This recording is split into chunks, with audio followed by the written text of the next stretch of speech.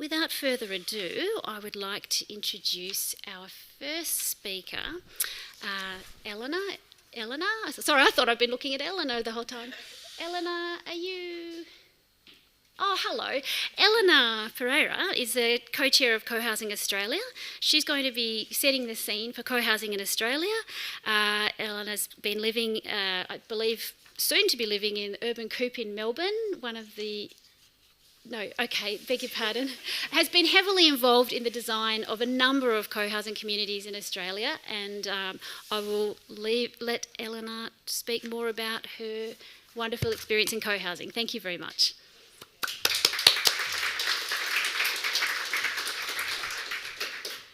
Hello everyone.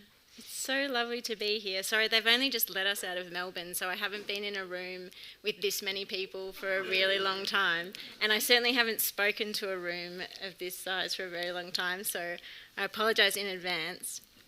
I'm the chair of Cohousing Australia, and I don't live in cohousing, but I'm trying to get a project started in the inner west of Melbourne.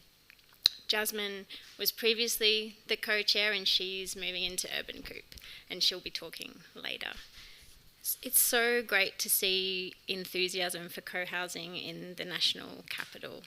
And how do I advance the slides actually? I'd also like to acknowledge the traditional owners. Is it the Ngunnawal people of Canberra? And also that Canberra means meeting place, which I think is really lovely.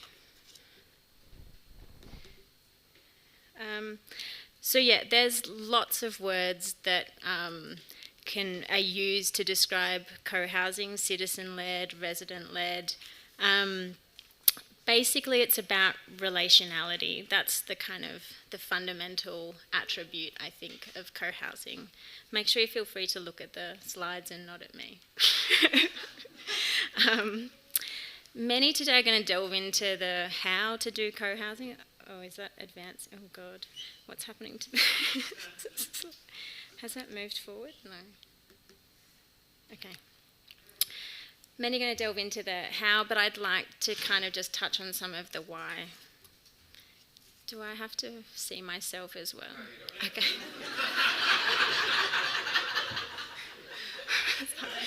Wasn't I saying it was already bad enough, and then I'm looking Thank you. Okay, next slide. So, a lot transpired in the 1900s. Industrialisation, war, depression, and there were tyrants, and so and that was a huge cost to individuals, society, and the environment. And there was an essay by Garrett Harding that was about the tragedy of the commons, which was appropriated by neo-capitalists, and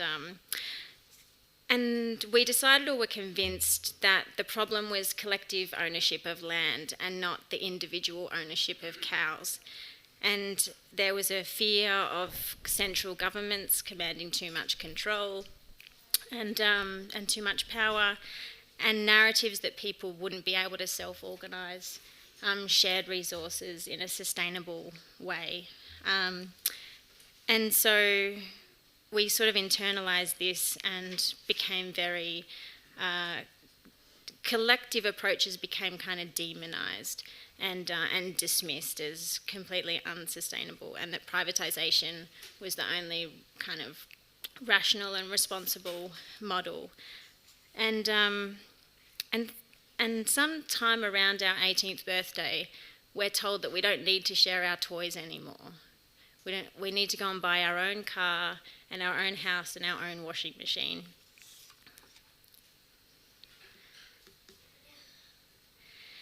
And so we end up with these big McMansions, individual houses filled with individual stuff for individual activities, and accessed by the individual motor vehicle.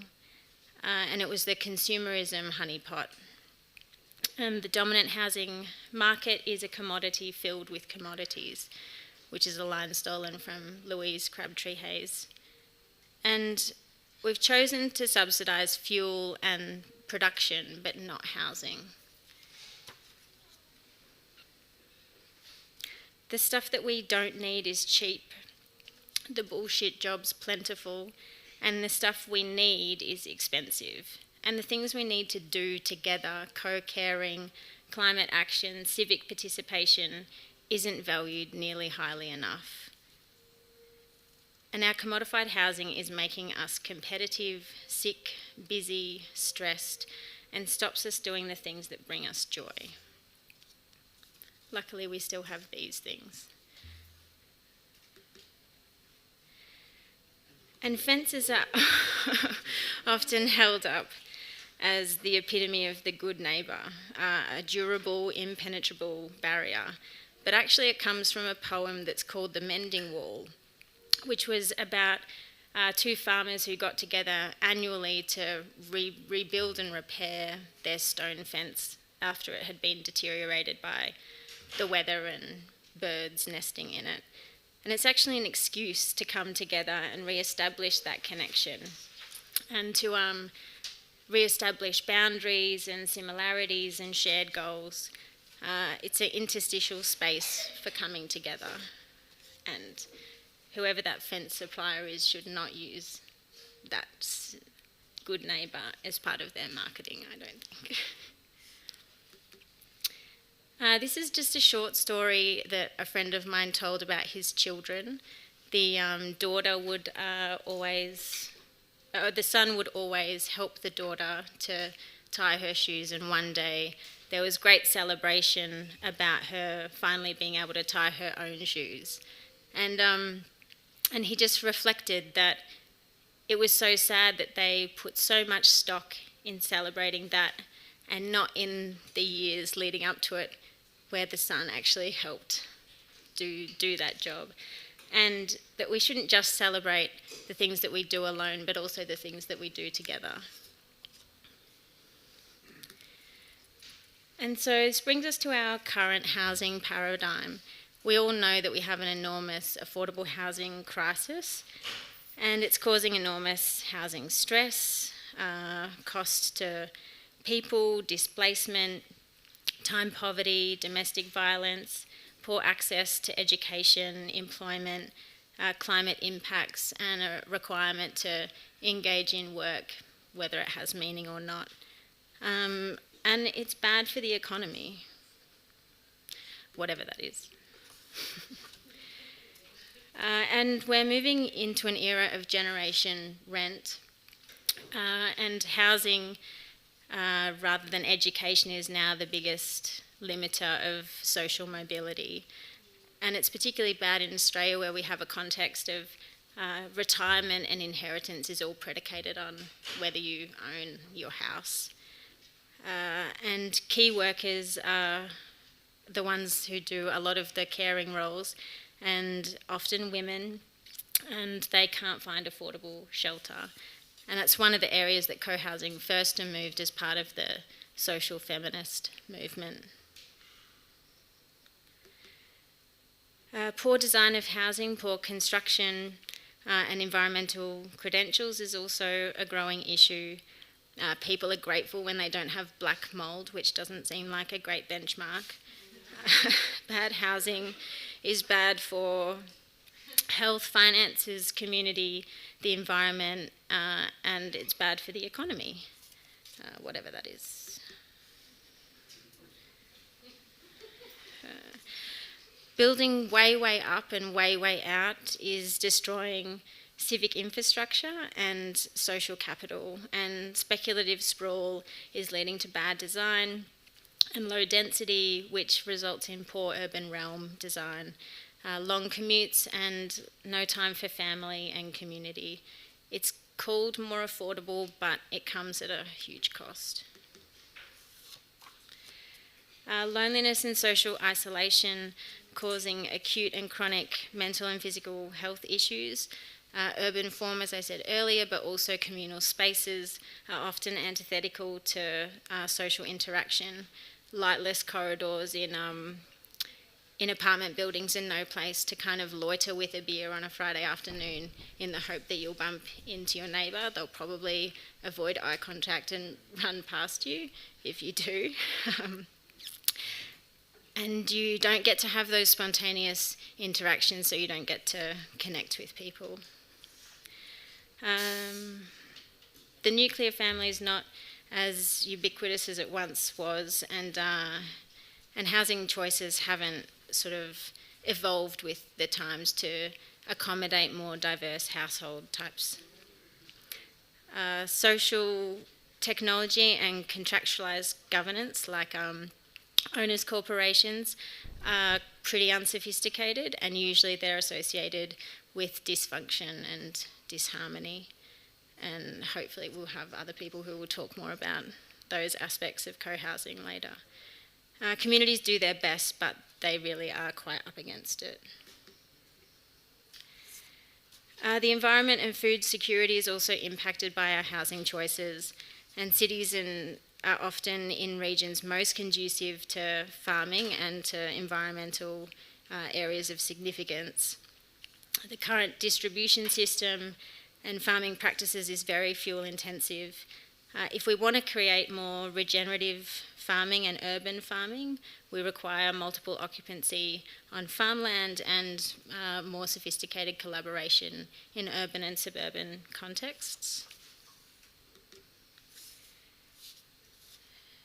The neighbourhood, neighbours rescuing neighbours in floodwater is a good news story, but it's totally unsustainable and predicated on a lot of suffering. We need community participation in recovery and adaptation and mitigation, but also relocation management potentially. Lives and communities are being torn apart, and social capital is severely taking a beating. But disaster capitalism is good for the economy.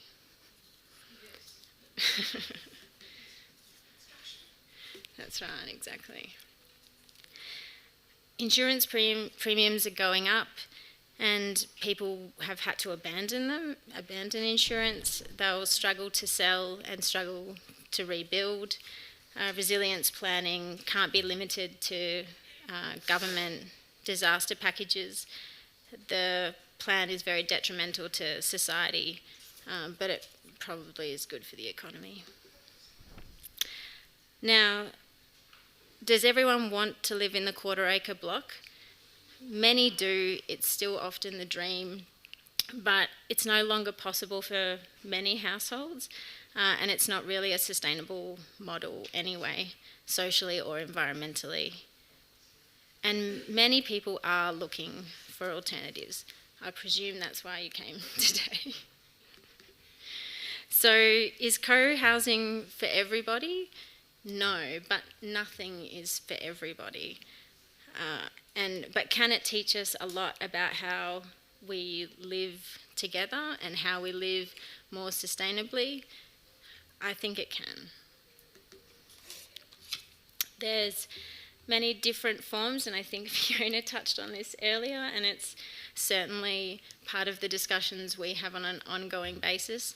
This is like a 3-hour lecture in and of itself, so I'm not going to spend too much time on it, but certainly happy to chat about it in breaks and things like that.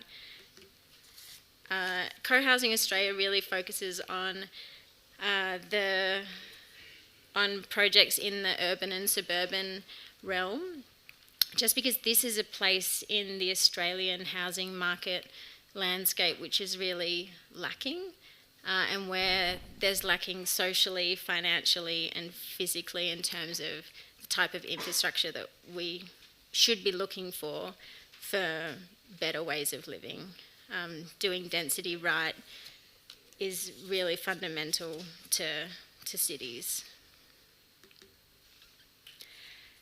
Co-housing groups come together with shared purpose. It can be as simple as wanting to know and interact with your neighbours. Generally, there's an interest in social and environmental sustainability and a preparedness to engage in participatory and democratic processes. Co-housing is categorised by private dwellings, which are often a little bit more restrained, but they're supported by shared spaces which invite interaction, encourage collaboration, and facilitate further sharing of resources and activities. This is Lilac. It kind of just gives you a quick overview of the individual dwellings, and then spaces for spontaneous interaction, which can be things like laundries and the bike store, and informal interaction spaces like the workshop and gardens, and formal organised activities that can happen in the common house and other spaces like that, which are usually common meals and also spaces for the governance processes to occur. Another key feature is also guest bedrooms, so that every individual house doesn't have to have that guest room / junk room. Organisation and governance is usually the thing that people are most scared of, but I think it's actually really the greatest attribute of co-housing, and we really need to move past that good fences thing into that new idea of what a good fence would be, a place for people to come together, and an opportunity to develop capacity in self and collaborative governance. It's highly transferable skills, and people seem always really worried about financial literacy. I'm really worried about civic literacy, and I think co-housing is a great way for people to have the opportunity to practice those skills. Municipal plans always say all the nice things about design and density and sustainable mobility, but co-housing really embeds and embodies a lot of these transferable attributes through its physical and social infrastructure. So if you're in planning or a councillor, this is your opportunity to get on board. So now some projects, which is really what you're all going to see. This is a project in Nijmegen. It's a sustainable, affordable housing cooperative. They have an enormous reed bed for their wastewater filtration system, recycling system.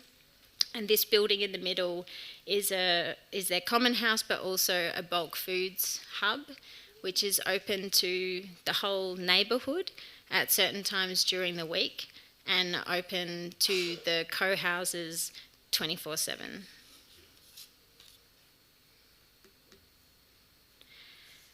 This is the co-housing co-op in Hobart. It's an affordable housing cooperative. They started with support through government funding, but they're actually about to finish paying off their mortgage, at which point they will actually own the land and the buildings. And so with the equity in that project, they're going to start a new affordable housing co-op in Hobart, which is very cool. This is Murindaka. They're also affordable housing co-op, but their head lease is with Common Equity Housing Limited. They have a productive garden, and they also have their common meals can be open to the broader community who sign up and join their co-op, their kind of common cooperative. And they started running monthly barbecues in the adjacent park when they first got established. This was once a really derelict and unused park, but because they were activating it, they requested a shelter, and they've ended up with this amazing playground as well. And as a result, Banyule Council has put co-housing into their planning scheme, and they have made future co-housing projects exempt from developer contributions because they see the value of them as basically an informal neighbourhood house in their area.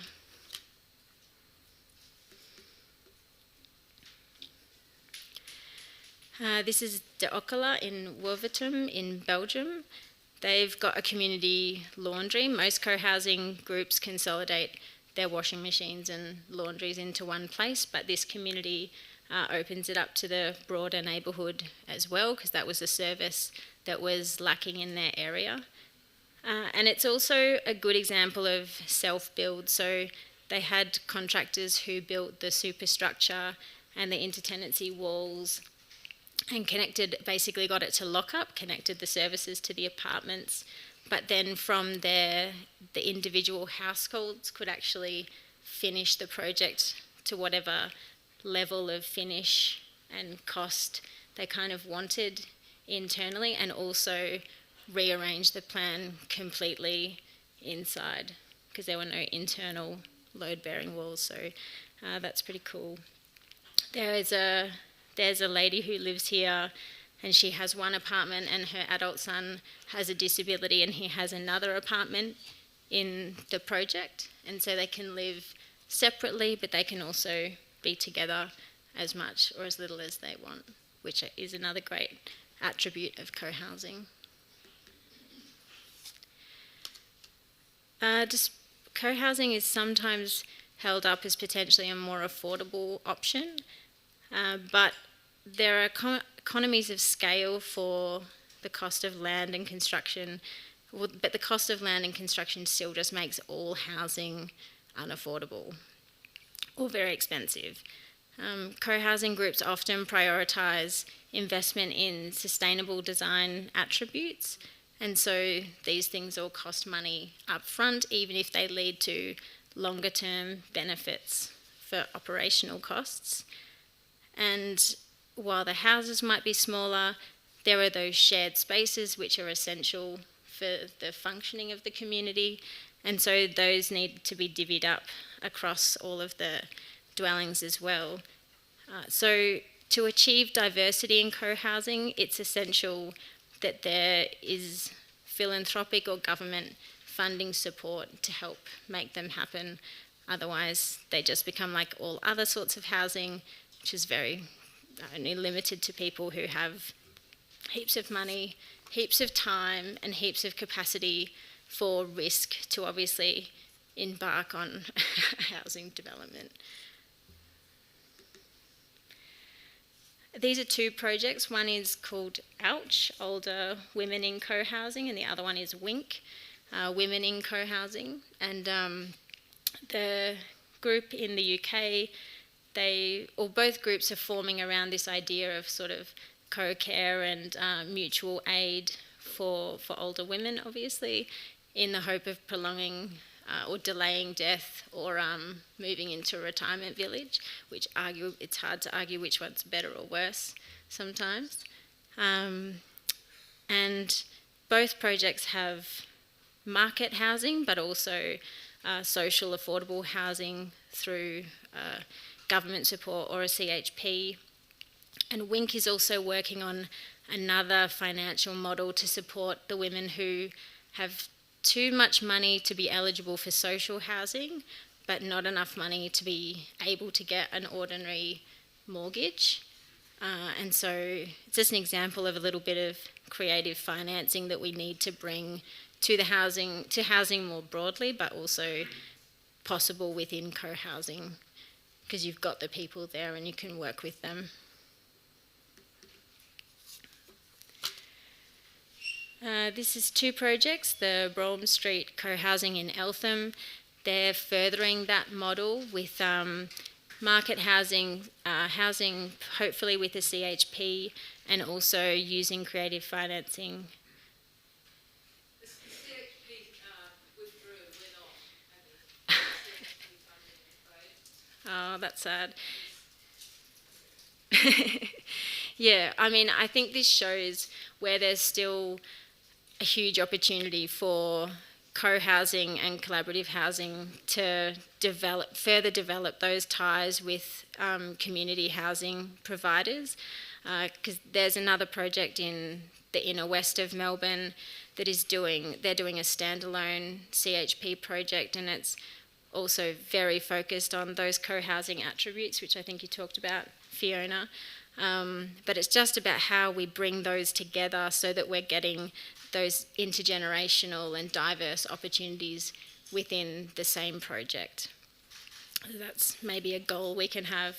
I've just put Narara in there as well, because they have a group called CLAN, which is Collaborative Living at Narara, and that's about groups coming together to co-purchase a lot and do a kind of co-dwelling in that space, so that unrelated households can come together and share the benefits of housing, but also share the burden of the cost.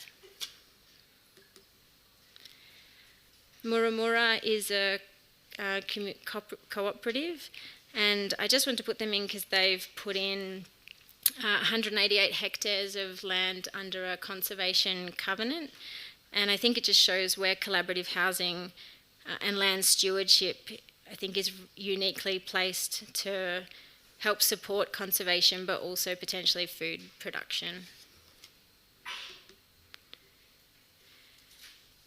I visited Brutopia and I was shown around by a retired doctor. He kind of lived in the top left-hand side, and he very happily pointed out that his son and grandson and their family lived on the other side of the courtyard, and that they could come together whenever they wanted to, but they could also live totally independently as they chose.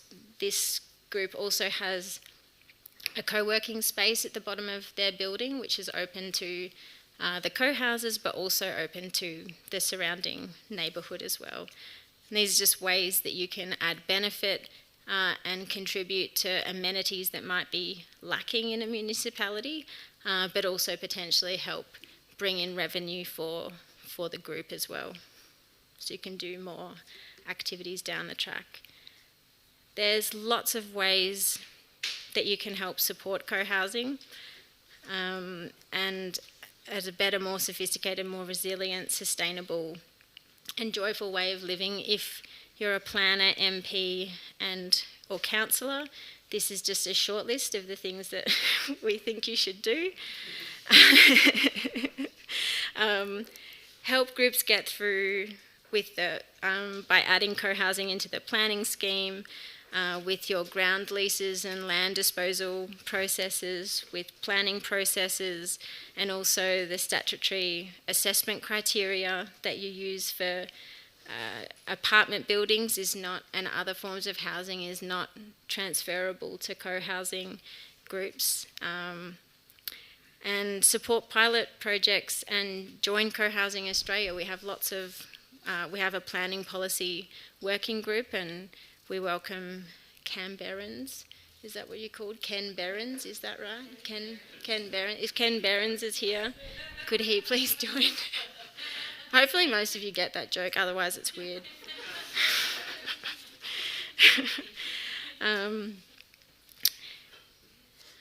think I skipped my slide. Co-Housing Australia is a cooperative. We're using a sociocratic organisational structure, so we have the board and then we have a range of working groups as well, and we're trying to build up the state chapters too, and we also collaborate with other like-minded organisations. It sounds like what's the group? Burning Man? Yeah, I think it sounds like we should get on board with you guys too. That sounds cool.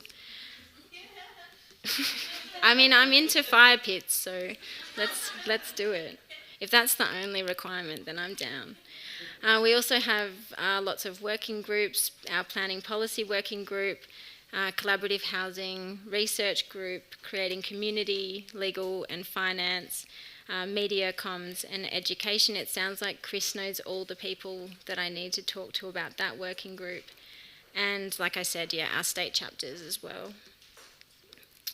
And this is just a quick story about one of my friends who lived in co-housing. She asked her daughter what co-housing meant to her, and she said, well, co-housing is when you have 2 carrots, but your friend doesn't have any carrots. And so you give them one of your carrots, and then everybody has carrots. And so I think, yeah, co-housing is about carrots and community. It's that simple. And I really just hope that we can come together and make a big, big difference in our housing future, because what we're doing is not working. And what we could be doing could be so amazing.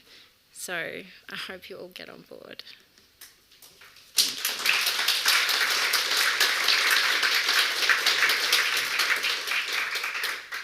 Are we doing questions, or do I just...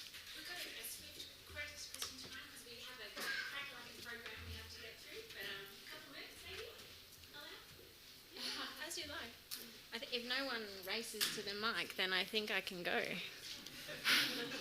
If I get off the stage before you're at the mic, then...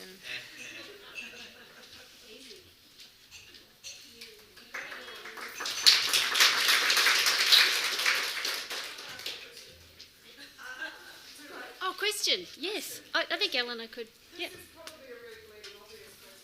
you speak into the microphone, please, so the streamers can hear? Sorry. Bleeding obvious question.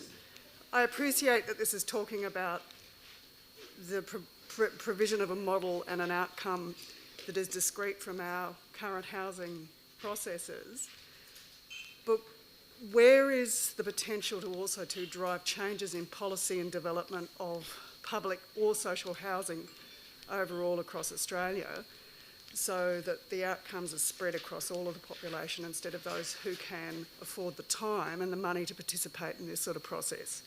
So what are the things that are preventing us driving better social housing policy in Australia that achieve these same outcomes?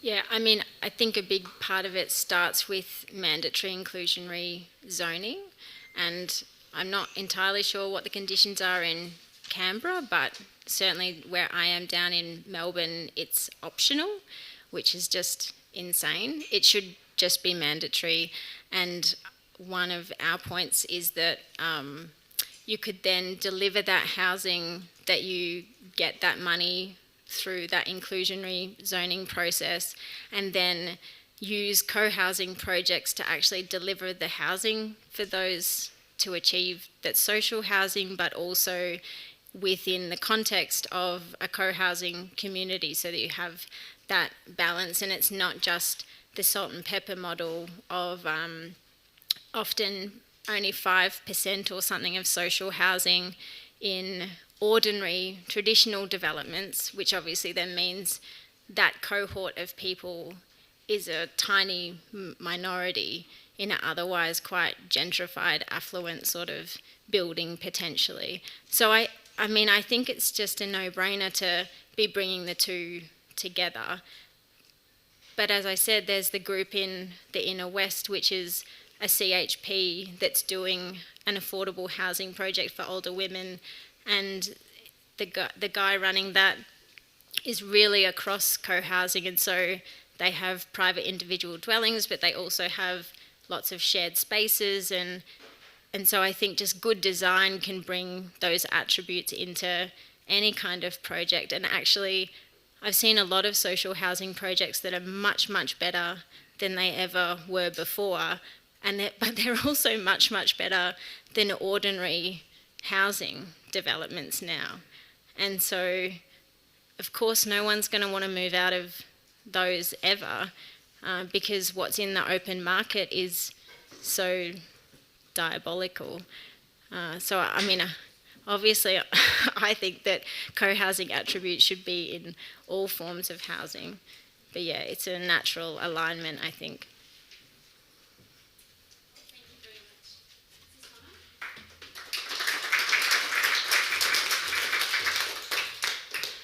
Oh, Elena, there's been so much in your talk to think about. I, for one, am going to be grabbing a copy of your slides if they're available and studying them and replicating with permission. You know, that was a rich intellectual feast. Thank you very much for that. We have a short break for morning tea. However, sadly, the actual espresso machine is broken, unfortunately. The steamer, it's not working. However, we can have black coffee or coffee with milk and a cup of tea. We're aiming to be back on board for 11:05. So ideally, if people might even have a really quick grab of your drink and possibly take it back to your seating, you might want to change seating to get to mingle. And ideally seated back for 11:05 for our next speaker. Thank you very much.